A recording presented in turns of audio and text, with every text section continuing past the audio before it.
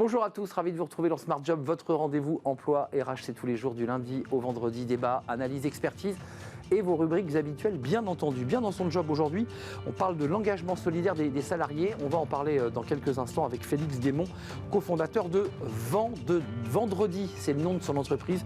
Il nous expliquera tout. Smart et réglo, le workaholisme, ou quand la journée ne s'arrête plus. On en parlera avec Amélie Angèle Dinger. Elle est avocate en droit social dans le cabinet PDGB. Puis le cercle RH, Panic Hiring. Ce n'est pas le titre d'un film d'horreur, non. Qu'est-ce que ce phénomène? On parlera évidemment de cette tension sur le marché du recrutement et des recruteurs qui sont évidemment sous pression. On en parlera justement avec des experts de ce sujet. Puis dans Fenêtre sur l'emploi, le salon des seniors, c'est un sujet important. On parle de la réforme des retraites. Ils sont, on le sait, nombreux à chercher un emploi. On en parlera avec Jean-Emmanuel Roux, fondateur de Tipeee Job. Il est notre invité à la fin de l'émission. Voilà le programme tout de suite. C'est bien dans son job. Bien dans son job, avec Sagid Talentsoft, la solution intégrée de gestion des talents.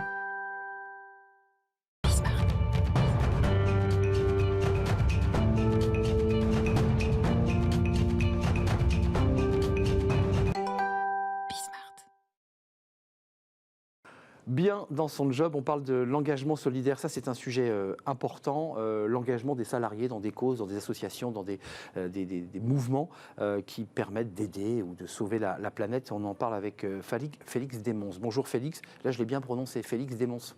Oui, presque. Desmonts. Desmonts, tout à fait. On va y arriver. Cofondateur de Vendredi. Alors, c'est intéressant dans votre profil. D'abord, pourquoi Vendredi ? Alors pourquoi vendredi? Parce que vendredi c'est un jour de travail, mais c'est un jour de travail qui est dans l'imaginaire des gens un pouvoir positif. On attend vendredi, quoi. C'est aussi un jour sain. C'est un nom qu'on retient bien et c'est une référence à un roman de co-apprentissage entre deux univers différents qui se rencontrent et qui sortent mutuellement transformés. Et c'est pour ça que Vendredi existe. Et nous, chez Vendredi, on permet à des salariés de changer le monde sans changer de travail. Alors concrètement, ça veut dire quoi ? Ça veut dire, sur son temps de travail, de pouvoir se sensibiliser aux enjeux de l'égalité femmes-hommes ou climatique, soutenir une association par une collecte ou en mettant à disposition ses compétences, par exemple, pour une structure qui a besoin, prenons l'exemple, les Restos du Cœur, ils ont besoin de conseillers en journalisme. Arnaud, vous pourriez aller les aider sur votre temps de travail. J'ai une amie qui le fait d'ailleurs. Et du coup, félicitez-la.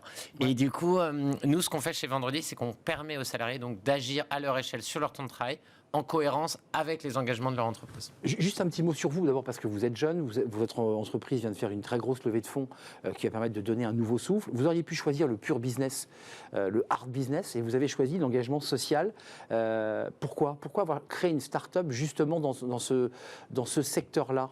Alors, j'ai lancé Vendredi, moi, il y a quelques années, et c'est intéressant parce qu'au début, le projet était une association, et on est devenu une entreprise chemin faisant, et l'association est devenue une fondation à côté.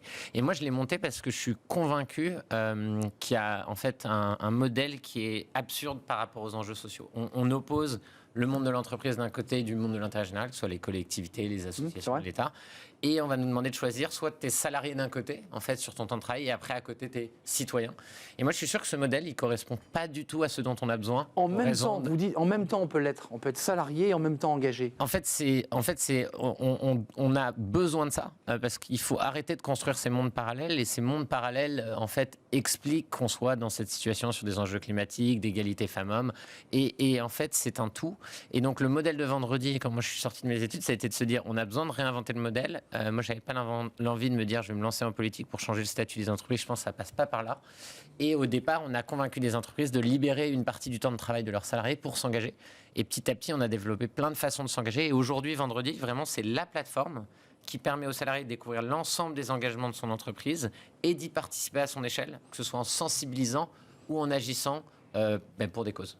Il y a le mécénat de compétences.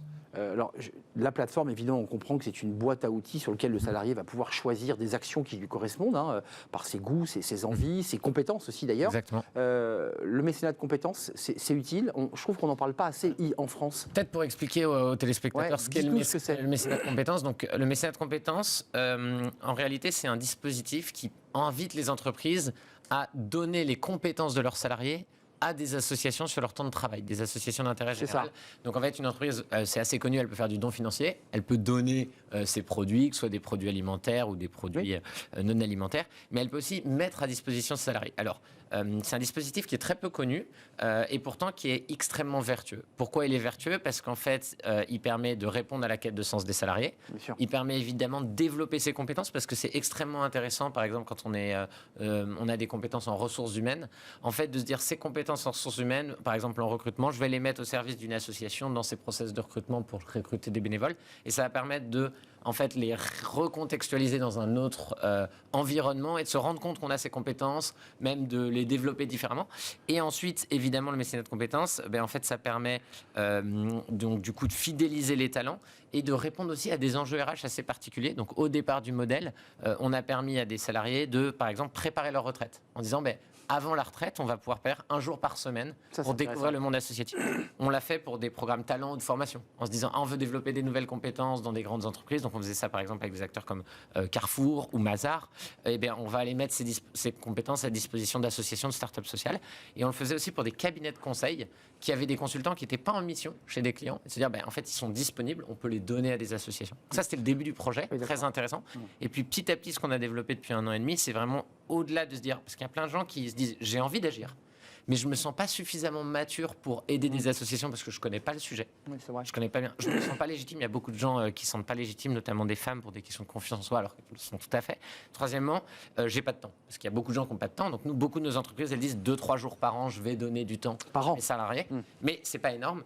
Et donc nous, on a développé plein de formats pour permettre aux gens de se sensibiliser. Donc par exemple, à se dire, en fait, c'est quoi la question du handicap? Et en 1 heure, je vais comprendre les enjeux du handicap. Oui, il y a donc une micro-formation pour accéder au sujet vers lequel on veut aller et vous les accompagner aussi à mieux comprendre. En fait, exactement. Et donc, on aide l'entreprise à se saisir du sujet et en fait du sujet de la RSE plus globalement. Ouais. Et donc, ce qui se passe, c'est qu'on va dire à l'entreprise, on vous aide en apportant les contenus où il y a des obligations légales, parce qu'il y a des obligations Bien légales, sûr, par exemple, sur les personnes handicapées. Sur les personnes handicapées, les questions de violence sexuelle et sexiste au travail. D'égalité homme-femme. Du coup, d'égalité homme-femme, d'environnement. On doit faire des plans de transition quand on est plus de 500 salariés dans une entreprise.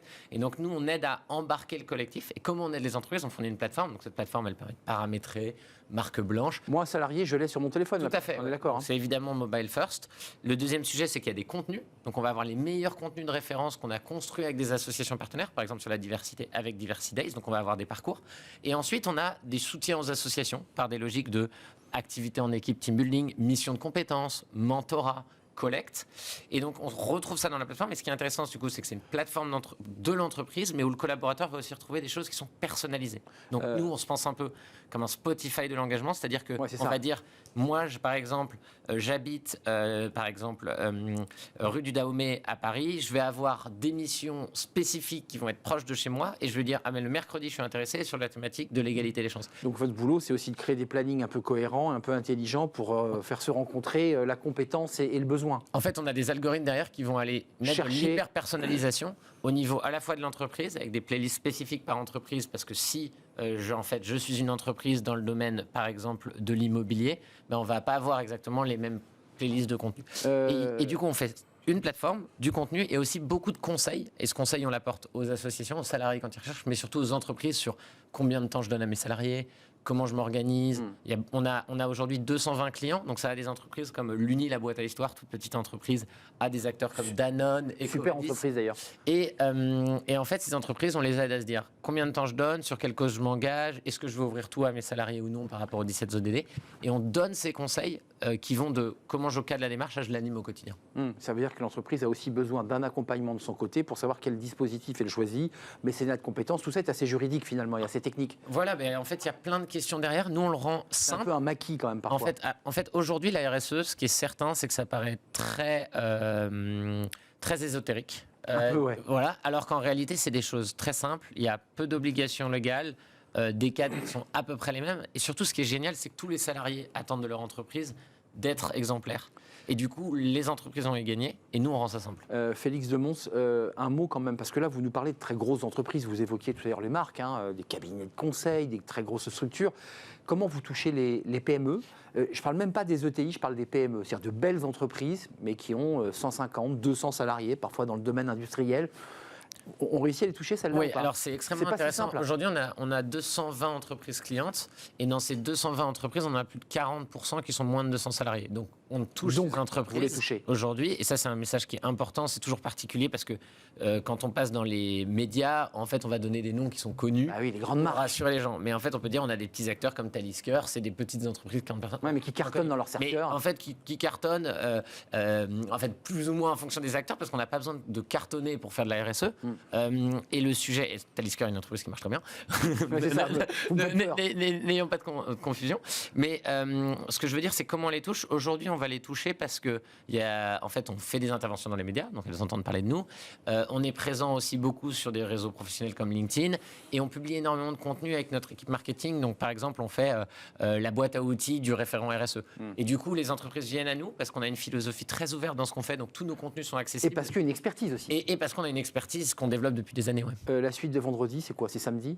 Alors, je pense que la suite de vendredi, ce sera revendredi. On continuera Un vendredi bis. on continuera dans cette perspective. Non, c'est extrêmement enrichissant. Donc, nous, on a fait tout ce développement en autofinancé depuis 2018. Et la question qu'on a maintenant, c'est qu'on fasse une vraie phase d'accélération où on a décidé de lever des fonds. Donc, en fait, on a levé 4,4 millions en tout. Pourquoi? C'est pour accélérer un sujet qui est avoir plus d'entreprises, d'associations bénéficiaires. Donc là, l'objectif, c'est de passer de 200 à 1500 entreprises en 2 ans. C'est ça, élargir l'aide. Voilà, là, on a plus de 10 000 salariés, en fait, qui ont réalisé au moins une action. Du coup, sur nos 40 000 utilisateurs actifs, l'objectif, c'est de passer à 100 000 en 2 ans. Donc, objectif, 100 000 salariés citoyens engagés. Et troisième objectif, aujourd'hui, donc, on a 2 grands modules. On se sensibilise aux enjeux sociaux et environnementaux et on peut agir en dehors de son entreprise auprès d'associations. Et là, on est en train de lancer un nouveau module qui s'appelle la transition interne. Et c'est comment l'entreprise met en place des actions en son sein plus fortement et comment on va donner de la visibilité là-dessus à tous les salariés. Donc, D'ailleurs, extrêmement enrichissant. À travers l'action que mènent certains de vos salariés sur un certain nombre de missions écologiques, entre autres, ça challenge aussi en interne l'entreprise. Hein. Les salariés deviennent des acteurs eux-mêmes de la transformation de leur entreprise. C'est exactement la vision de vendredi depuis le départ. Donc, au début, on a permis le tout début du projet, c'était des stagiaires qui faisaient 1 jour par semaine en association en parallèle de leur activité en entreprise. Donc, toujours le modèle, c'était de dire comment on ne crée pas des mondes parallèles, mais on amène à améliorer les deux. Et donc, tout à fait, il y a énormément de choses qui se passent. Je peux vous prendre l'exemple, donc, Appen, qui est une application de rencontre. Ils sont allés mentorer une superbe association. Il y a une salariée qui est allée mentorer une superbe association de social builders. Donc, c'est des femmes en réinsertion. Deuxième partie de vie, souvent célibataires, mères, et qui se forment au métier du numérique. Elles font une intervention, en fait, cette salariée d'Appen, et elles découvrent qu'il y a en fait, que chez Social Builder, ils cherchent des stages pour ces femmes, et donc ils en ont recruté 3. Donc ça permet et donc, aussi... en fait, il y a derrière les 10 000 personnes engagées, il y a 10 000 fois des histoires comme ça. Des histoires où on peut faire revenir quelqu'un dans la structure de l'entreprise. Revenir, des gens qui continuent à être bénévoles, enfin, c'est extrêmement riche. Merci Félix Demons d'être venu nous rendre visite. Votre entreprise, c'est vendredi, et la passion aussi qui vous anime à parler de ces sujets, justement, notamment d'engagement solidaire, mais aussi d'expertise autour de tous ces sujets. C'est ce que vous portez à travers votre start-up, qui est à l'origine une association qui est devenue une belle entreprise, avec cette levée de fonds de 4,4 millions d'euros. Merci, c'était un vrai plaisir de vous accueillir. On va faire un peu de droit, qui va d'ailleurs venir un petit peu percuter le sujet dont on vient de traiter, le workaholisme. Est-ce que vous en avez entendu parler? On en parle tout de suite avec une avocate, c'est en Smart et Réglo.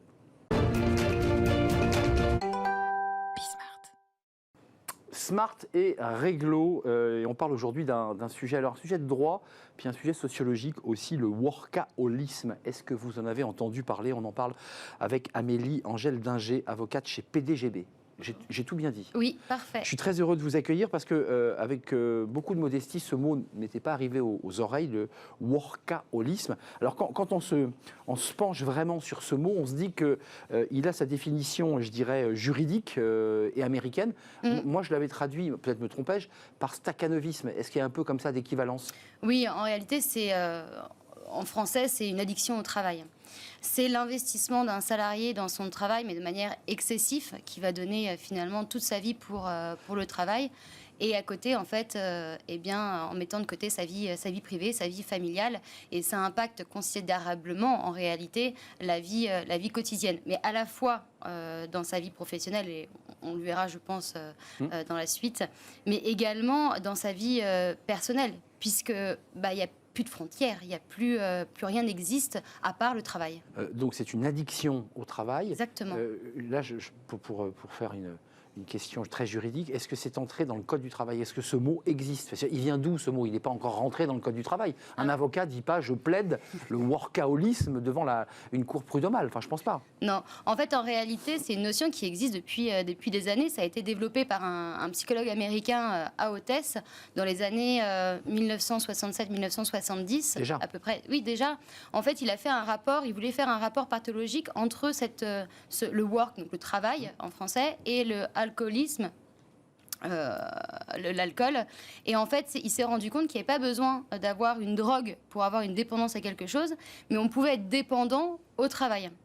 Et c'est développé au fur et à mesure. Et aujourd'hui, on a plusieurs études sur le sujet. Et la littérature. Ouais. Exactement. Il y a beaucoup de littérature, notamment sociologique, qui explique que sur une petite partie de la population où des études ont été menées, eh bien, il y avait des facteurs de risque, alors des prédispositions pour certains salariés psychologiques, effectivement. Je vois les pilotes d'avion, par exemple. Tout à fait. Hôtesse. Exactement. Dans les années, en 2005, plus précisément, il y a une étude qui a été menée sur les pilotes de ligne et les hôtesses de l'air, et on remarque que 28%, sur 100% de réponses, 28% auraient un risque moyen d'être dépendants au travail.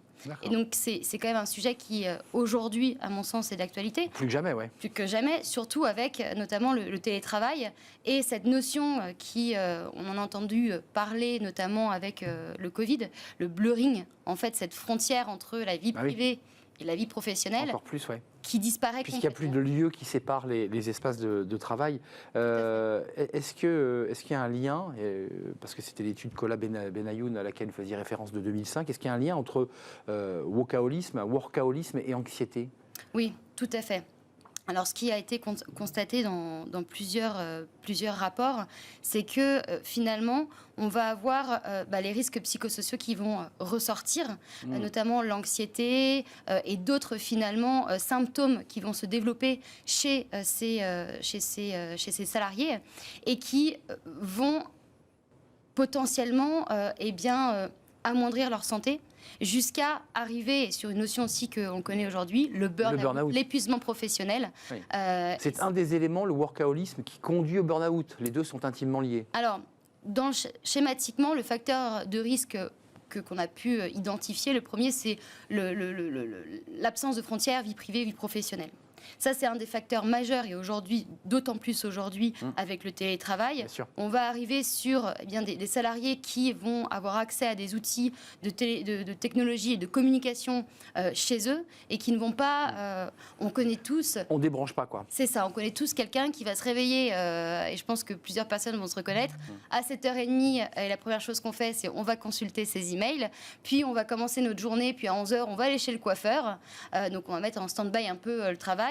On va reprendre vers 15h et puis à 22h, coup de fil du patron, ils font qu'on se remette à bosser. Eh bien, en fait, c'est les journées à rallonge qui n'en finissent plus. Et là, on a un risque, en fait, d'être considéré comme dépendant. Ce n'est pas la simple personne qui est passionnée par son travail. Angèle, c'est intéressant parce que là, vous amenez sur les causes, parce que workaholisme, on comprend ce que la personne fait, mais c'est quoi les causes profondes qui justifient une telle attitude? Parce qu'il y a des facteurs de risque chez certains individus, ou c'est parce que le système et la pression de l'entreprise est si forte qu'on n'a pas le choix? Ah oui, certains ont des prédispositions psychologiques, mais en réalité, ça va être les conditions de travail, la volonté de bien faire son travail, d'avoir finalement des conditions de travail qui nécessitent qu'on soit à 100% en permanence pour aussi avoir un retour, c'est-à-dire positif. Quelqu'un qui a une faible estime de soi a envie de bien faire, a envie de travailler et pour recevoir. Exactement. Et donc on fera beaucoup plus finalement, on risque de s'épuiser. Il y a quand même aussi l'idée de la performance, il y a quand même la pression du travail et des managers qui, d'une manière claire, vous disent il faut accélérer, quoi. Les contraintes, la performance, la volonté de la satisfaction. D'ailleurs, ces trois notions qui ressortent d'ailleurs d'autres psychologues qui ont voulu déterminer le workaholisme, ces trois notions sont très importantes dans la détermination du workaholisme. Et aujourd'hui, je pense que l'entreprise doit mettre en place des outils permettant notamment de pallier finalement à ce risque psychosocial. Quelles sont les conséquences pour les salariés? On l'a évoqué, mais surtout, vous, en tant qu'avocate, c'est intéressant de savoir de la fenêtre où vous parlez. Qu'est-ce que vous recommandez? Qu'est-ce que vous dites aux entreprises que vous accompagnez? Parce que parfois, vous avez des cas sur lesquels le patron ou votre client n'a pas identifié le workaholisme. Il y met plein de mots. Est-ce que parfois vous recadrez en disant que vous êtes face à des collaborateurs qui sont victimes de workaholisme? Et à ce moment-là, il ouvre les yeux très grands. Oui. Alors, avant d'arriver, j'ai envie de dire, à ce workaholisme, il y a des palliatifs, il y a de la prévention qui va être mise en place en entreprise. Pour répondre juste à la première question, on va remarquer d'ores et déjà, alors l'impact sur la santé, c'est sûr, mais également dans le travail. On va avoir quelqu'un qui a envie de bien faire, mais c'est pas forcément performant. À un moment donné, il est tellement fatigué que ça va impacter les relations sociales, il va y avoir des conflits avec ses collègues. Donc on va pouvoir avoir des moyens d'identifier finalement des risques en interne. Bien sûr. Et c'est à ce Il y a des signaux faibles ou des signaux qui permettent de détecter ça. Oui, évidemment. Quand on va voir quelqu'un qui passe la journée entière, voire une partie de la nuit au travail, mais 7 jours sur 7, ou qui répond à des mails à 4 heures du matin, on va avoir quand même des signaux d'alarme. Donc là, l'entreprise doit lui dire stop, tu déconnectes, ou elle le déconnecte d'elle-même. J'ai vu que les entreprises pouvaient tout à fait retirer les connexions. Tout à fait. Aujourd'hui, on a vraiment les risques psychosociaux qui sont au cœur même de l'entreprise, et l'entreprise va mettre en place et va prévenir ces risques psychosociaux, notamment en évaluant les risques en interne. Donc on va voir dans l'unité de travail quels sont les risques qui sont identifiés, notamment risques psychosociaux, et ensuite on va mettre en place un plan d'action. C'est-à-dire concrètement, que puis-je faire pour éviter d'arriver à cette situation-là? Déconnecter. La déconnexion, on veut dire par exemple aux collaborateurs, à 22h ou 21h30 maximum, vous n'aurez plus accès à vos mails, par exemple. Exactement. Je dis 21h30, ça peut être beaucoup plus tôt d'ailleurs. Ah oui. C'est déjà tard. Hein. En pratique, c'est vrai qu'on a plusieurs entreprises qui le mettent en place. Alors, non pas dans cette prévention-là, mais il faut savoir aussi que l'employeur a une obligation de sécurité et d'assurer la santé de ses salariés. Bien sûr. Et à côté de ça, ils ont aussi des obligations en matière de négociation collective. Et le droit à la déconnexion en fait partie. Entre dans ces... Tout à fait. Dernier mot quand même, pour aussi permettre aux salariés de retrouver un équilibre vie privée, vie pro, parce que c'est le sujet de l'actualité du moment. C'est quoi? C'est des réunions hebdomadaires pour caler tout ça? C'est plus de réunions à 19h? C'est avoir une politique de la parentalité? C'est tout ça aussi? C'est ça. Pareil, dans la qualité de vie au travail, on entend beaucoup parler. Sur le sujet également, on négocie et c'est une négociation obligatoire pour certaines entreprises. Et le fait de mettre des actions, c'est ce qu'on est en train de dire, c'est-à-dire respecter la charge... surveiller la charge de travail, mettre en place des réunions, non pas à 18h, mais à 17h, ce qui va permettre de finalement pouvoir quitter exactement, quitter surtout le bureau. en télétravail. Et on n'a pas parlé des femmes, mais c'est aussi un sujet qui pèse très fortement sur les épaules des femmes. Hein. La responsabilité d'aller chercher l'enfant. Tout à fait. Et je crois qu'il y a une étude en 2012 qui, alors par rapport aux autres études, c'était un peu un cas... à part, mais ce qui a été remarqué, c'est qu'une femme de 38 ans était avec 2 enfants à charge, etc., avait potentiellement un risque accru de cette dépendance au travail. Il y a quand même une typologie d'âge, avec une femme, avec des enfants, cadre, qui elle aussi a envie de progresser dans sa carrière. Tout à fait. Et qui se retrouve en fait face à des réalités de la vie quotidienne qui peuvent effectivement la conduire même à des AVC. J'ai vu que les femmes avaient un taux d'AVC plus important que les hommes. Oui, les risques, d'ailleurs, les instituts sur le sujet de prévention des accidents de travail et maladies professionnelles tentent de mettre en place des mécanismes aujourd'hui pour les entreprises pour éviter ce type de situation.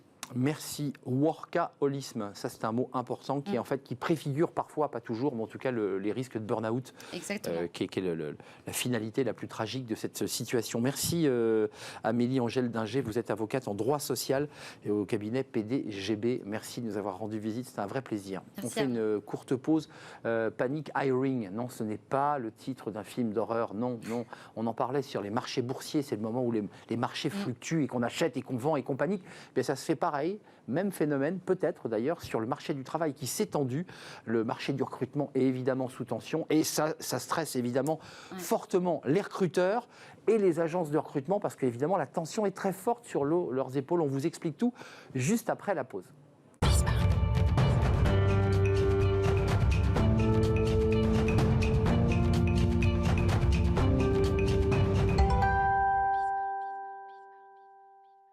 On parle aujourd'hui dans le cercle RH d'un sujet. Alors, vous en avez peut-être entendu parler, mais ce n'est pas un film d'horreur. Panic Hiring, ça pourrait être vraiment le titre d'un film. On en a parlé sur les marchés boursiers, c'est les tensions et les fluctuations du marché boursier. Mais là, elles basculent sur le marché du recrutement et de l'emploi, parce que c'est vrai qu'il y a beaucoup de demandes. Les offres se font un peu maigrichonnes. Et donc, évidemment, tout le monde se bat pour embaucher, recruter les fameux talents. Je mets des guillemets, parce que je ne sais pas si ce sont tous des talents, mais en tout cas, c'est comme ça qu'on les appelle. On en parle avec des experts de ce sujet, parce qu'ils ont la tête dans le guidon, évidemment, sur ces questions de recrutement. Alban Prieto, merci de revenir dans l'émission Smart Job, directrice de Robert Half, cabinet de recrutement spécialisé dans les métiers de la comptabilité, de l'assistanat, de la finance, du juridique, mais aussi de l'IT, car vous y tenez beaucoup.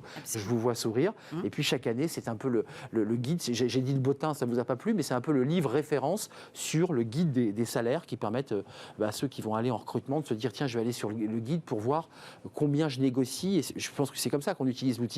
Exactement. Entre autres, effectivement. On essaie de savoir, en fonction de ses années de diplôme et d'expérience, à combien je peux négocier mon poste. Merci d'être là. Maxime Fèvre, bonjour Maxime, expert marketing RH. Un papier justement qui m'a permis d'être un peu plus intelligent sur le sujet dans Focus RH sur le panic hiring, c'est vous-même qui le comparez aux fluctuations du marché boursier. Et puis vous êtes chef de produit marketing au sein de Success Tools, qui est une entreprise spécialisée dans les outils d'évaluation, recrutement et accompagnement. Et enfin, Adrien Semama. Bonjour Adrien, responsable francetalent.com, plateforme internationale, on en parlera, de recherche d'emploi, donc spécialiste du marché du recrutement sur Internet. Donc vous êtes évidemment sous tension. Tout à fait. Car tout le monde est sous tension. Je vous donne la parole parce que votre article donne au moins le cadre pour ceux qui nous découvrent. Aujourd'hui, on découvre beaucoup de mots anglais. On a parlé du workaholisme, là on parle du panic hiring. Qu'est-ce que c'est exactement? Dites-nous tout en mots simples. En soi, le panic hiring, c'est un peu comme le recrutement dans l'urgence, sauf qu'il va avoir un facteur en plus, ça va être les émotions. Et en fait, on va recruter par crainte en fait, de ne pas réussir à trouver quelqu'un qui va pouvoir rejoindre l'entreprise. Au même titre qu'on peut investir maladroitement et trop vite, parce que le marché bouge et on fait un peu n'importe quoi. Exactement. Le lien est à faire avec le panic selling qu'on retrouve dans les marchés boursiers, c'est-à-dire qu'en fait, on ne va plus se baser sur des faits. On va se baser sur nos émotions, on va vendre parce qu'on a peur justement de tout perdre. Et là, l'idée, c'est le panic hiring, c'est on va recruter parce qu'on a peur on va recruter la première personne, du moins, qui va venir... La première qui passe, quoi. C'est un peu ça. C'est un petit peu ça. C'est un peu celle qui semble le plus adéquate pour l'entreprise, mais sans forcément aller plus loin. Alors, Alban et Adrien, ils font un petit peu la tête, parce qu'ils vont nous dire qu'ils font ça très très bien au millimètre et que tout ça est préparé. Mais en tout cas, juste, et pour qu'on rentre dans un débat avec un diagnostic partagé, on est dans cette situation-là aujourd'hui, dans le contexte du marché du travail, ou pas? Ou on y va, ou est-ce qu'on est dedans, là? On est dans un marché qui est tendu. Il y a une pénurie de talents dans plusieurs secteurs. Après, le panic hiring, c'est plus un état d'esprit dans lequel certaines entreprises peuvent être, mais elles peuvent l'éviter aussi. On peut être dans l'urgence. Alors, on peut comparer ça au chirurgien. Un chirurgien qui va travailler dans l'urgence, ça choque personne. Un chirurgien qui va travailler en paniquant, c'est pas très rassurant. Non, je suis d'accord, mais ça s'appelle la chirurgie de guerre, ça s'appelle la chirurgie sur les théâtres d'opération, et il faut qu'il soit encore plus concentré que le chirurgien en temps de paix. Il faut vraiment qu'il soit totalement dans ce qu'il fait. On est dans une situation de panic hiring. Est-ce qu'il y a des moments où vous dites, j'ai des clients, moi en face, qui ont des exigences incroyables, j'ai pris leur liste de courses, et là vous dites, c'est terrible ce qui m'attend? Alors, on est dans une situation, effectivement, je rejoins complètement mon voisin, on est dans une situation de guerre des talents. Donc, c'est vrai que la notion de panique, en fait, on l'a vu au travers, par exemple, de la grande démission qu'on a beaucoup entendue aux États-Unis. Donc, c'est vrai que nous, on s'est questionné chez Robert Half pour savoir où est-ce qu'on en était. On parlerait plutôt de grand mercato aujourd'hui. Donc, vraiment, la notion, effectivement, des candidats qui sont de plus en plus sollicités, prêts à bouger. Un recruteur, un dirigeant sur deux dit quand même qu'il est prêt à recruter dans les prochains mois. Donc oui, effectivement, on est dans une grosse fluidité. J'essaie de me mettre en situation réelle, au-delà de la philosophie générale. Vous êtes une entreprise de recrutement. Est-ce qu'il y a eu des cas de figure où la pression de votre client, c'est-à-dire de celui qui cherche très vite, vous a poussé, alors peut-être que vous n'allez pas faire votre critique sur un plateau de télé, mais vous a créé une situation de stress qui aurait pu vous amener à une forme de panic hiring. C'est-à-dire que vous êtes dit, il me donne 3 jours, on sait très bien que dans les 3 jours, je ne pourrai pas trouver, je vais devoir faire ce que je peux et donc me retrouver en situation un peu de panique. Alors, je vais pas vous plaire, Arnaud, parce que... Mais si, vous me plaisez beaucoup. Au contraire. Non, je vais être obligée de vous dire que oui, mais non. Oui, mais non, bien Oui, sûr. mais non, parce qu'en fait, on est habitué à cette notion d'urgence et depuis C'est votre boulot. des années, c'est notre travail, en fait, si vous voulez. Donc, on a aussi des solutions pour y remédier. Et quand on est dans l'intérim, dans le management de transition, dans l'intérim, c'est notre quotidien d'entendre « c'est pour hier », en fait. Donc, cette notion d'urgence, on la connaît et comme le disait mon voisin, on a effectivement des moyens d'y remédier, des moyens d'y pallier, en fait. Mais je pose la question à Adrien Semama, la même plateforme internationale, c'est le recrutement sur Internet. Tout à fait. La pression, vous l'avez ou pas? La pression... alors, Est-ce que vous la sentez, la pression? nous, on la boit, la pression, Arnaud. C'est une bonne réponse. Non, clairement, aujourd'hui, on sent la pression chez nos clients qui ne cessent d'investir plus pour essayer d'attirer les candidats par tous les moyens possibles, avec donner une image employeur plus positive, etc. On voit surtout qu'on est dans une situation où les offres d'emploi explosent et la demande ne suit pas forcément. Donc ça crée des tensions où le candidat est roi. Donc en fait, aujourd'hui, l'entreprise, elle se plie tout simplement aux exigences des candidats. Mais donc ça veut dire, vous n'êtes pas sous pression, ça veut dire en fait c'est l'entreprise en bout de chaîne ou c'est le recruteur qui prend la pression? C'est ça que je voulais savoir. Il y a une entreprise qui cherche, elle mandate un prestataire de recrutement et elle lui met toute la pression sur les épaules. Parce que c'est ça qui vous arrive en fait. Et elle vous dit, vous vous débrouillez, je vous paye pour le faire. Exactement. Et effectivement, aujourd'hui, il y a tellement de concurrence et aujourd'hui des offres qui arrivent dans tous les sens. Quel secteur? On peut être précis, un peu plus précis peut-être? Aujourd'hui, au départ, on parlait de l'IT, on parlait de 2-3 secteurs. Aujourd'hui, ça touche tous les secteurs. Le service à la personne, l'hôtellerie-restauration, n'en parlons pas. Aujourd'hui, quel que soit le secteur, vous avez une pression, vous êtes obligé d'aller vite, de dégainer. Donc, et d'embaucher. Je ne cherche pas à vous faire accoucher vos erreurs sur le plateau, mais quand on est obligé d'aller vite, parfois, on fait des erreurs. Passe à travers les mailles quelques erreurs, parce que vous dites à votre client, vous ne m'avez pas laissé le temps d'aller au bout du processus, vous le vouliez tout de suite. Non, c'est comme ça que ça se passe. C'est exactement ça. Et effectivement, sous pression, parfois, on peut faire des erreurs. Je parle de mes clients, puisque aujourd'hui, on a plus de 400 clients en France, donc forcément, il y en a qui font des erreurs avec des acteurs dans l'intérim qui sont sous pression par leurs clients, effectivement. Ouais, parce que les délais sont trop courts, parce que la pression est trop forte. Juste d'un mot collectivement, parce qu'après on parlera du coût des recrutements, parce que une erreur de recrutement, ça coûte cher. Ça, c'est ce que vous portez aussi. Il ne faut pas se tromper. C'est pour ça que la pression est forte. Le mot talent, excusez-moi, parce que ça fait 2 ans que l'émission Smart Job existe, ça fait 2 ans qu'on parle de talent. Tout le monde est talent. Enfin, je veux dire, c'est quoi? On fait une promesse, c'est une belle promesse, mais tout le monde n'est pas talent. Ah bah talent.com, il n'y en a qu'un. Il n'y en a qu'un. C'est vous. Ok, très bien. Et on a payé cher d'ailleurs pour avoir ce nom de domaine. Pour avoir la marque de domaine. Parce que tout le monde s'arrache ce mot talent. On parle de talent. C'est quoi? Parce que c'est un nouveau mot? On cherche des talents, C'est un nouveau mot. Après, talent, c'est pour tout le monde. Tout le monde est talent. Ça va dépendre en fait de l'entreprise dans laquelle la personne va travailler. Si la personne est adaptée à l'entreprise, ça va être un talent pour l'entreprise. Par contre, dans une autre entreprise, éventuellement, ça ne peut ne pas être un talent. Ça peut être une erreur de recrutement. Vous êtes d'accord avec ce mot? Vous le portez? Parce que tout le monde l'utilise. Parce que même quand on cherche, et au-delà, il n'y a aucun mépris à l'égard de ces métiers, mais des métiers peu qualifiés, on dit on cherche des talents. Et le mot talent renvoie plutôt à la technologie, à l'innovation, à un savoir-faire particulier, à une forme de rareté. Et en l'occurrence, les postes dont on parle, ce n'est pas des postes de rareté, bien au contraire. On en cherche plein. Et c'est un peu le même métier tout le temps. Alors, talent, sur la partie savoir-faire, je vous rejoins, mais à moitié, parce qu'aujourd'hui, vraiment, cette notion, elle est surtout identifiée sur le savoir-être, en fait. Généralement, quand on est mandaté et quand on est sollicité, on va chercher justement des soft skills. Donc, la manière dont la personne va pouvoir s'adapter, effectivement, à l'entreprise et le potentiel, en fait, de cette personne. Encore une fois, je ne veux pas vous challenger tout le temps, mais il faut avoir un peu de temps pour savoir qui est une personne en matière de soft skills. Autant les diplômes, c'est facile, l'algorithme les lit, les scanne. Autant les soft skills, objectivement, il faut un peu de temps. Ça, j'imagine que vous le dites dans la relation avec votre client. Bien sûr. Laissez-moi le temps. C'est un prérequis. Mais lui, il vous dit, j'ai pas le temps. Ah non, enfin, il peut nous le dire, effectivement, mais à ce moment-là, on est plus mandaté pour recruter. Si on veut recruter correctement, effectivement, c'est pas les 1 heure d'entretien, les prises de référence, etc., qui font que... Oui, on est quand même obligé de faire mais c'est vrai que c'est amusant, on parle beaucoup des talents et le talent pourrait être, on pourrait penser aux hard skills justement, donc aux compétences plutôt techniques. Et c'est vrai qu'aujourd'hui, en tout cas, nous chez talent.com et dans mon équipe plus particulièrement, moi je ne recherche que du savoir-être et une ambiance d'entreprise, etc. Après, nous on recherche beaucoup de commerciaux, donc c'est vrai que les commerciales où tu l'es pas. Après, est-ce que tu vas rentrer dans la dynamique d'équipe? Maxime, peut-être, ou vous trois, c'est quoi le délai moyen quand un client vous mandate, c'est-à-dire qu'il vous envoie un mail, il vous dit voilà, j'ai besoin très vite de... C'est quoi un délai, le délai moyen d'un recrutement ? Parce que votre boîte, elle accompagne aussi avec des coachs, avec des... C'est quoi votre recrutement moyen ? Le délai de 0 à... 0 à... À hier, à 6 c'est mois. ça. Non, mais pour être sérieux... Pour un CDI porte-à-porte, Ouais. c'est-à-dire vraiment entre le moment où on est mandaté... Et le type rentre dans la boîte. Oui, et non. Où il a l'offre, D'accord, parce qu'il y a des préavis, etc. Où il a l'offre d'embauche, c'est à peu près 4 semaines. Ça, c'est du CDI. Là, c'est maintenant, en ce moment. Hein. Maintenant. D'accord. 4 semaines en moyenne. D'accord. Donc ça dépend des profils, etc.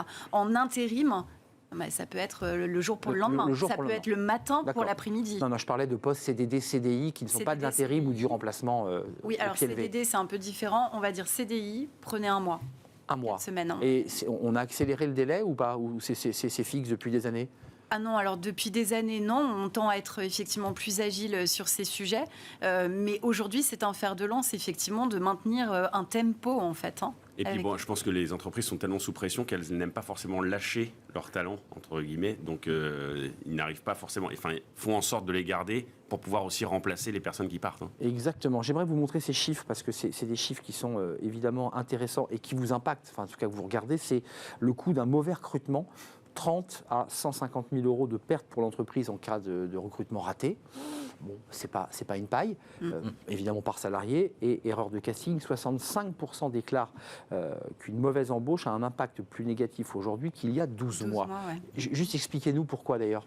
Pourquoi c'est plus grave aujourd'hui qu'il y a 12 mois, C'est plus Maxime ? difficile de remplacer au final la personne. C'est ça. En fait, aujourd'hui, les entreprises, même s'il y a une pénurie de talent, elles ne doivent pas simplifier leur processus de recrutement. Encore moins leur dire qu'il faut accélérer les choses. C'est se dire, en fait, il faut avoir un recrutement qui est structuré. Il faut suivre les mêmes... Quoi qu'il arrive, même si la pression est là. Quoi qu'il arrive, il faut justement... On a une pénurie de talent. On en a conscience. C'est déjà la première étape à avoir. Et ensuite, ça va être d'avoir un recrutement qui est structuré. Il faut savoir qu'il y a 5 fois plus de chances de rater un recrutement si le processus de recrutement n'est pas bien défini. Donc je disais sur votre article, ce qui est amusant, c'est que en fait, plus c'est compliqué, plus ça rassure. C'est ça. Non, mais c'est ce que dit votre papier. Exactement. Mais attendez, expliquez-moi. 61% des salariés considèrent qu'en fait, ils vont accepter plus facilement une offre s'ils ont jugé l'entretien difficile. Déjà parce que ça rassure, parce que ça veut dire qu'on allait un peu les challenger sur leur on est rentré dans les détails. C'est ça, on allait voir un petit peu ce qui se cache derrière la carapace. Et aussi parce qu'en fait, quand c'est trop facile... On s'est intéressé à eux, quoi.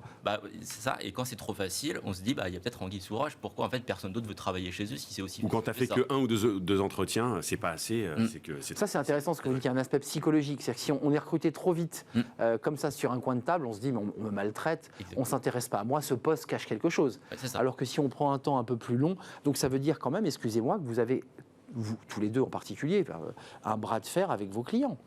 Je pense que régulièrement au téléphone, vous avez quand même quelques explications de texte pour leur expliquer que ce ne sera pas possible. Est-ce que c'est ça votre métier aussi ? Moi, mon métier, c'est quand même de mettre en relation les candidats avec les recruteurs. J'entends. Donc on leur en envoie direct. Les candidats et après, j'ai envie de dire, le process ne tient qu'à eux. Donc c'est plutôt Alban, je pense, qui pourra répondre à ce type de questions. Il y a des explications de texte parfois avec vos clients ? Alors effectivement, ça peut, parce que entre l'idée, l'image qu'ils se font effectivement d'abord du candidat idéal, le fameux mouton à 18 pattes, et puis il en avait 5 avant, il en a 18 maintenant.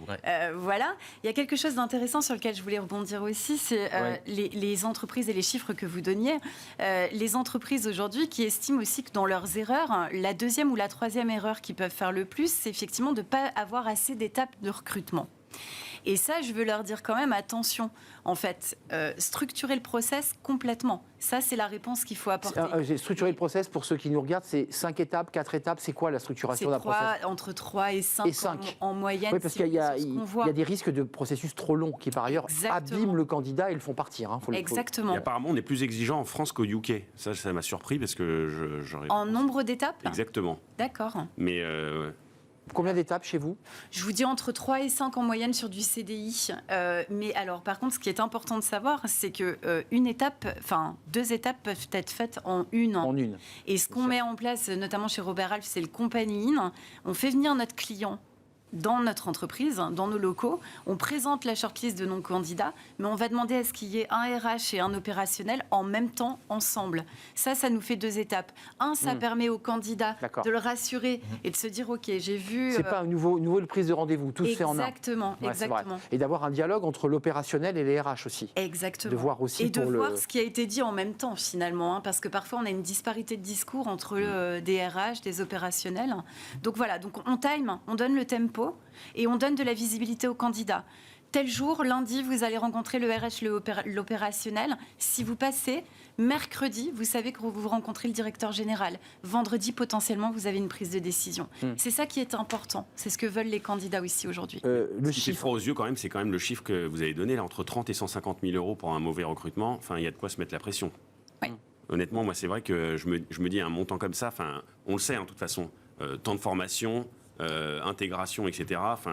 Un mauvais recrutement coûte très cher. Mais Adrien, d'ailleurs, vous-même, vous êtes confronté à ce problème, parce que vous nous parlez de talent.com, qui est votre entreprise, dans le monde entier, en partie. Tout à fait. Mais vous aussi, vous êtes confronté, vous passez par des entreprises de recrutement, parce que souvent, les cordonniers sont les plus mal chaussés. Alors, le psychologue va pas bien dans sa tête, parfois. Je recrute la plupart des gens par réseau, et des gens que je connais. On est dans un marché qui est quand même assez... C'est intéressant de voir comment vous faites. Oui, effectivement. Et on n'utilise pas forcément de cabinet.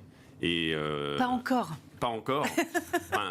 Robert Alf est client, mais effectivement, aujourd'hui, on n'utilise pas de cabinet et on recrute par notre plateforme. Ça, c'est intéressant. Exactement. Et donc, votre processus, parce que vous devez l'avoir en tête, c'est quoi vos étapes? C'est à peu près équivalent à ce qu'évoquait Alban ou Ça va beaucoup plus vite. Ça va beaucoup plus vite. Très honnêtement et de manière très transparente, j'ai fait 2 entretiens, moi, avec les candidats. Ensuite, ça passe chez le VP Sales, puisque c'est toute la partie commerciale. Et ensuite, je fais un entretien avec l'ensemble de l'équipe, c'est plutôt informel, pour voir comment ça match avec tout le monde. Et ça, vous le repérez, vous, en tant que là vous observez? En fait, ce n'est malheureusement pas une science exacte, le recrutement. Mais donc vous vous êtes trompé parfois? Vous avez des moments où vous vous êtes dit, je me suis totalement fourvoyé, parce que la lumière qui m'avait été envoyée ne correspond plus du tout à celle qu'il envoie dans l'équipe, quoi. Mais qui ne s'est pas trompé aujourd'hui dans le recrutement. C'est vrai, c'est vrai. Mais je me suis déjà trompé, effectivement. Et je me tromperai encore. Mais par contre, sans passer par les cabinets. Exactement. Donc ça, c'est votre recrutement maison, quoi. Exactement. À l'artisanal. Exactement. Non, mais c'est intéressant. Aujourd'hui, l'inquiétude des entreprises, c'est quand même de se tromper. C'est de se dire, et j'entendais quand même Adrien qui nous disait...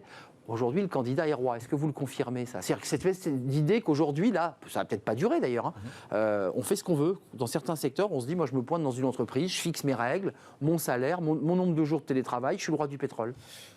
Ça peut être le cas dans le secteur de l'informatique, les développeurs. C'est vrai qu'on peut dire que le développeur est un peu roi aujourd'hui, parce qu'ils sont tellement demandés qu'ils peuvent un peu fixer un petit peu leurs règles. Mais de manière générale, ce que les candidats recherchent, c'est avant tout de se sentir bien au sein de l'entreprise, une culture d'entreprise qui va leur ressembler, du bien-être. Après, j'ai envie de dire que tout ce qui va être ticket restaurant, la salle de gym, etc., c'est du plus, mais c'est pas non plus ce qui va permettre de garder le candidat dans l'entreprise, et c'est pas ce qui va demander comme prérequis pour rejoindre l'entreprise. Nous, on les sent vraiment de plus en plus exigeants. Oui, parce que vous les voyez, vous avez leur diligence. Oui, et puis on a les remontées de nos clients quand même qui nous disent qu'aujourd'hui, ils sont obligés de s'adapter aux besoins. Oui, il faut leur donner un phénomène, sens. Il faut donner un sens au travail qu'ils vont faire. Est-ce que c'est de l'exigence ou c'est simplement en fait une évolution après ces 2 années de crise qui ont fait qu'en fait les mentalités ont un peu évolué, de se dire le télétravail, pourquoi pas? On a vu que dans certaines entreprises ça fonctionne. C'est quelque chose que j'ai envie de garder pour mon bien-être personnel et professionnel. Je ne sais pas si c'est encore pourquoi pas. Je crois que si tu ne proposes pas de télétravail aujourd'hui... Mais je crois que si la fiche de poste, si en tout cas l'annonce de candidature, il n'y a pas à minima possibilité de télétravail, je pense que vous perdez en ligne énormément de candidats. On a même des clients aujourd'hui qui mettent dans l'intitulé de poste télétravail. Pour attirer aussi les candidats. On a vraiment un problème d'attractivité des candidats. En fait. Juste un mot, parce qu'il y a les fameuses générations millennials, génération Z. Quand on parle à des chefs d'entreprise, ils vous disent, tu sais, moi quand je recrute quelqu'un, notamment les jeunes, et peut-être vous allez le confirmer, je ne suis même pas sûr de le garder 6 mois. C'est-à-dire, je pense avoir fait le bon recrutement, mais au bout de 6 mois, ce jeune peut me dire, je pars télétravailler à l'autre bout du monde, je pars avec ma compagne faire le tour du monde. Enfin, il y a comme ça un rapport au maintien d'un collaborateur, parce qu'il y a non seulement le recruter, vous l'évoquiez, Oui. mais il y a le garder dans l'entreprise. Ça, c'est un autre défi. Et ça, vous ne le garantissez pas, le cabinet. Vous ne pouvez pas garantir qu'il va rester. Non, on ne le garantit pas. En revanche, c'est vrai qu'on va questionner au maximum notre client ici pour voir ce qui est possible. Et c'est intéressant que vous parliez de la dimension, par exemple, internationale. On les voit, hein, effectivement, marché ces mondial. générations qui adorent prendre leur sac à dos, partir faire le tour du monde, etc. Nous, on a pas mal de clients qui, aujourd'hui, sont en train de réfléchir à ça, effectivement, qui ont des bureaux ailleurs dans le monde, pour certaines grandes entreprises, évidemment, c'est pas le cas de tout le monde, mais qui aujourd'hui sont en train de réfléchir, télétravail, etc., possibilité d'aller 3 semaines, 6 semaines dans tel pays, puis dans tel autre, etc. Et ils travaillent autour de leur marque employeur et autour, effectivement, du fait de pouvoir garder, fidéliser, effectivement, les collaborateurs. Typiquement, c'est quelque chose qu'on entendait beaucoup moins avant Covid. Il y a quand même de la créativité autour des entreprises aujourd'hui. Pourquoi je vous pose la question pour la boucler, parce que vous avez beaucoup travaillé chez Robert Half sur les erreurs de recrutement.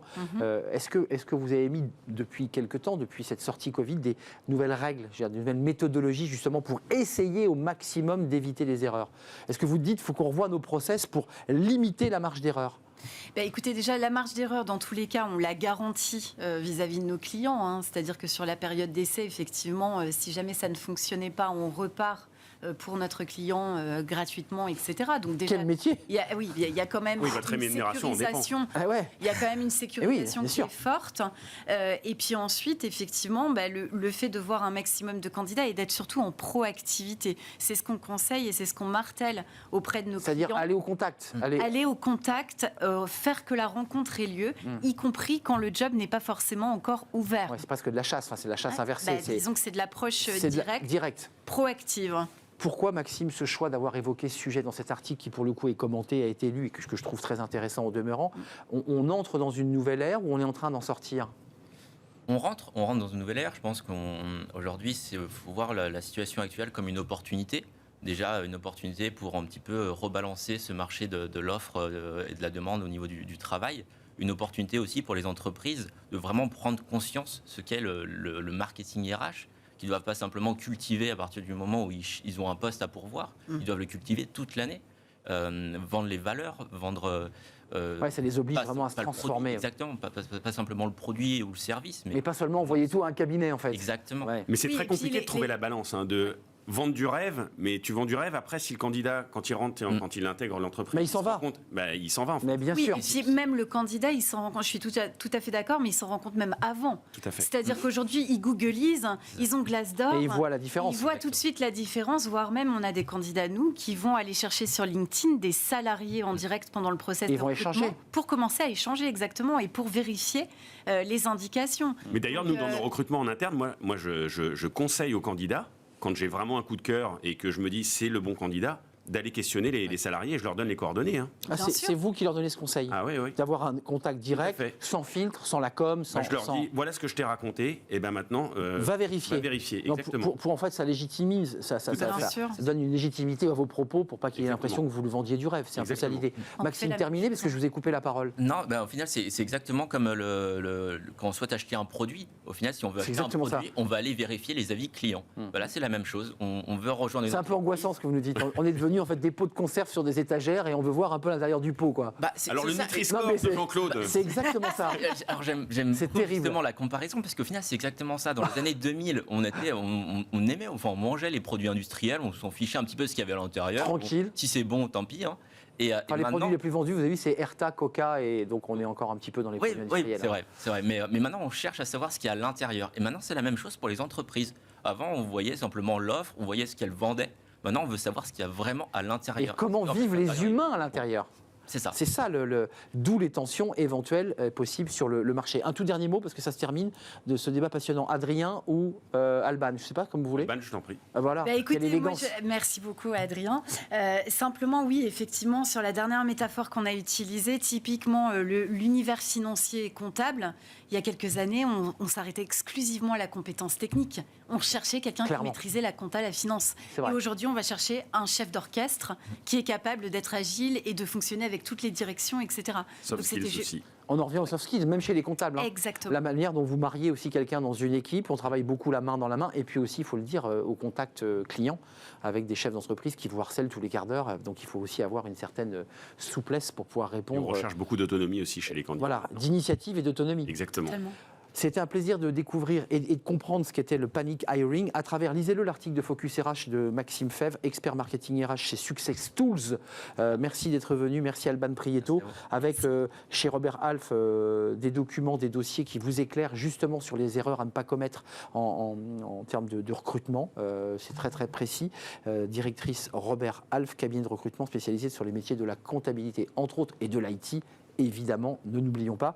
Et puis Adrien Semama, talent.com. Combien de pays là aujourd'hui ? 77. 77 pays. Combien de collaborateurs au total, on ne l'a pas dit ? 450 et on devrait être 800 à la fin de l'année. 800, mais dites donc, vous allez faire beaucoup d'entretiens individuels. Vous Exactement. avez passé votre vie en entretien là. Merci Adrien Semama d'être venu nous rendre visite. Merci à vous trois. On termine justement sur un sujet autour des seniors dans Fenêtre sur l'emploi, avec un salon des seniors. Là aussi, il y a une très forte tension. Ce sont des personnes, femmes et hommes, qui cherchent un emploi d'ailleurs.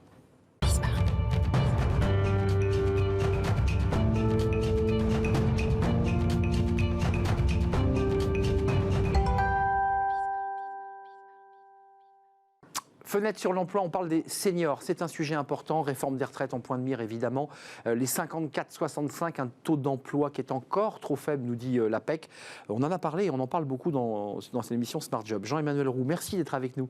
Vous êtes le fondateur de Tipeee Job, premier site d'emploi dédié aux plus de 50 ans. Donc on est bien d'accord pour vous. Un senior, c'est plus de 50 parce que pour certains, c'est plus de 45. Pour d'autres, c'est plus de 55. Vous le situez où, le senior ? Nous, dans les personnes de 50 ans et plus. 50 ans et plus. Mais il est vrai que pour certains grands groupes, à 45 ans, vous êtes senior déjà. Donc ça, je trouve que vous allez sur un sujet intéressant parce que non seulement c'est un site d'emploi, c'est-à-dire que les seniors peuvent aller sur le site Tipeee Job, mais vous faites des salons, c'est-à-dire que vous essaimez partout en France pour faire se rencontrer les entreprises et ceux qui cherchent. L'APEC nous disait qu'il y a 100 000 seniors qui aujourd'hui cherchent un emploi. C'est sur vos chiffres, il y a combien de personnes aujourd'hui considérées comme seniors à la recherche d'un emploi ? Alors l'APEC travaille que sur les cadres, mais aujourd'hui vous avez 1,2 million de demandeurs d'emploi qui ont 50 ans et plus. 1,2 million, ouais. Et qui sont à la recherche de tout type de métiers, de tout type de secteur. Bon, bien sûr, vous avez pris cet espace et ce secteur, mais pourquoi ça bloque ? Pourquoi c'est si compliqué ? Alors, déjà, ça bloque de moins en moins quand même. Vous ressentez ça ? Oui, et la situation va se débloquer en avançant. C'est vrai que pendant une vingtaine d'années, moi j'ai connu ça, parce que je suis un senior également. À partir de 50 ans, vous mettez dehors parce que vous étiez plus bon à rien. Vous l'avez vécu ça ? Oui, je l'ai vécu. Dans l'informatique, c'est dans l'informatique, ouais. C'est ça. Et vous retrouvez une main devant, une main derrière. Vous vous débrouillez quoi en fait. Et puis quand vous arrivez chez Pôle Emploi, on vous donne un mouchoir pour pleurer. Et vous travaillez avec votre réseau ou vous devenez entrepreneur, par exemple. Et vous décidez de monter votre entreprise. Oui, c'est ça, ouais. Et concrètement, là aujourd'hui, sur le secteur 1,2 million, il y a 3000 postes ouverts aux plus de 50. Ça, c'est sur votre site. Est-ce que vous sentez, et ça vous le ressentez très nettement, que les entreprises commencent à prendre conscience, peut-être grâce aux médias, grâce évidemment aux campagnes de sensibilisation, est-ce qu'elles s'ouvrent de plus en plus aux seniors ? Alors, elle s'ouvre aux seniors et elle s'ouvre à toutes les solutions parce qu'elle rencontre une difficulté à recruter aujourd'hui. Ça, c'est la première venue des entreprises. Par exemple, avant la crise sanitaire, je travaillais avec 5-6 secteurs sous tension. Donc on les connaît, restauration, BTP. Service à la personne, ça avait commencé également. Maintenant, il y a tous les secteurs d'activité qui viennent et recruter chez Tipeee Job et également tous les métiers, c'est-à-dire on a une recrudescence des demandes de cadres et recrudescence aussi des demandes en poste tertiaire, des assistants, des comptables, des gestionnaires de paye, alors qu'avant, on avait moins ce type de poste. Alors Jean-Emmanuel, c'est intéressant parce que ça fait un peu écho au thème du débat qu'on a eu juste avant. Il y a des jeunes qui viennent dans l'entreprise et qui sont un peu les rois du pétrole, mais certains décideurs vous disent ils ne sont pas stables, au bout d'1 an, au bout de 6 mois, ils nous claquent la porte et ils s'en vont. C'est ça. Est-ce que vous constatez, les seniors créent une forme de stabilité aussi, ça rassure ? Alors, les seniors rassurent les entreprises. En fait, il y a beaucoup d'entreprises aujourd'hui qui viennent via la pénurie. Mais une fois qu'ils ont commencé à recruter des seniors, ils se rendent compte des atouts qu'amènent les seniors. L'expérience, une autre éducation du travail, une stabilité. Même si vous embauchez quelqu'un qui a 4 ans de la retraite, il va rester 4 ans. Et aujourd'hui, dans l'entreprise, pour trouver quelqu'un qui va rester 4 ans, c'est très difficile. Ouais, c'est ça, en fait. L'enjeu pour l'entreprise, c'est aussi d'avoir un collaborateur qui le garde. 4 ans, c'est déjà beaucoup. 4 ans, c'est déjà beaucoup. Et en plus, il va transmettre avant de partir. Donc, il y a énormément d'atouts chez les seniors. Concrètement, vos salons, j'aimerais qu'on en dise quelques mots quand même. Ça marche comment? C'est que vous avez des entreprises qui viennent, il y a des job dating, comment ça marche? C'est exactement ça. En fait, on ne voulait pas être qu'une plateforme numérique. Donc, en octobre 2021, on a créé et animé pour la première fois un espace emploi au Salon des Seniors Porte de Versailles, sur Paris. Et on fait venir une quinzaine d'entreprises. Alors, on fait venir des grandes entreprises, dans des entreprises comme le groupe Wicare, comme même Burger King, Louvre Hôtel dans l'hôtellerie-restauration, Jiffy, etc., viennent d'abord rencontrer les seniors. Ils viennent sur leur salon. Vous avez dit senior, c'est intéressant, senior. Oui, non mais c'est intéressant les deux. Et donc on a commencé sur Paris, on l'a fait sur Lyon après, on en refait sur Paris fin mars. Là je pars à Rennes faire ce salon et on va faire un tour de France dans toutes les grandes villes en 2022. Vous me dites que les entreprises, les grandes qui acceptent de jouer le jeu avec vous, avec Tipeee Job, finalement elles découvrent les seniors, elles les regardent peut-être d'une autre manière, elles se disent après tout, il y a un potentiel. Elles viennent pour les embaucher, puis elles viennent aussi pour voir un petit peu la réaction, parce qu'on n'embauche pas un senior comme on embauche un jeune en fait. Et le senior ne vient pas prendre la place d'un jeune aujourd'hui, il vient compléter. Clairement. En fait, cette demande, il y a une demande très importante de l'emploi, et tant mieux, c'est une bonne nouvelle pour l'économie française, mais elle vient en complément. Et les entreprises sont en train également de monter des équipes intergénérationnelles, parce que c'est une vraie richesse. Que chacun apporte à l'autre. C'est exactement ça. Et que le senior puisse aussi, pas tutorer, c'est peut-être pas le mot, mais apporter sa valeur ajoutée. Chacun le senior a une valeur ajoutée, mais les jeunes ont une valeur ajoutée aussi. Et finalement, quand vous mixez les deux, vous avez quelque chose de magnifique. Est-ce que vous avez, avant de nous quitter, des seniors qui sont dans ce qu'on appelle les seniors qui cumulent plusieurs emplois en parallèle? Parce qu'on a aussi ce phénomène en France qui arrive doucement, qui vient des États-Unis d'ailleurs. Ça, ce sont des gens qui sont mis en indépendant. Et beaucoup de retraités actifs. Alors là, ils perçoivent les droits à la retraite et complètent. Oui, en cumul emploi-retraite, qui est complètement légal aujourd'hui. Ça, vous les accueillez aussi Oui, tout à fait. Ouais, parce qu'ils viennent en plus en complément, parce que souvent, pour trouver de la main-d'œuvre très qualifiée, là, il y a une pénurie complète. Voilà, on va rechercher des retraités actifs pour leur savoir-faire. Mais il y a également beaucoup de seniors en fin de... pas retraités, mais qui se mettent en indépendant, en multi-job. En toute fin de carrière. En toute fin de carrière. Et également, on est en train de développer on discute avec les franchiseurs actuellement, parce qu'en fin de carrière, si vous voulez pas revenir salarié, pourquoi pas se lancer dans un projet entrepreneurial. Ça, c'est intéressant, la franchise, évidemment, qui est une passerelle, qui est un peu l'entre-deux, entre l'entrepreneuriat pur et le salariat. Vous êtes quand même accompagné par une structure. Et porté par une structure qui est un garde-fou. C'est un vrai plaisir de vous accueillir, Jean-Emmanuel Roux. C'est avec plaisir. Vous qui avez vécu finalement dans votre vie concrète de cadre cette réalité, et vous avez créé Tipeee Job, plateforme dédiée aux seniors. Allez jeter un œil parce qu'il y a peut-être des emplois qui correspondent à vos compétences, mais aussi des salons dans toute la France. Il suffit d'aller sur le site internet de Tipeee Job. Merci à vous. Merci. L'émission est terminée. Merci à vous qui nous regardez. Merci pour votre fidélité. Merci à toute l'équipe. Merci à Lauriane pour la réalisation. Merci à Saïd pour le son. Merci à Fanny Griesmer. Merci à Lily et merci à Carla pour l'accueil invité. Je serai là évidemment demain pour de nouvelles aventures. D'ici là, portez-vous bien puis restez fidèles à tous les programmes de Bismart. Bye bye.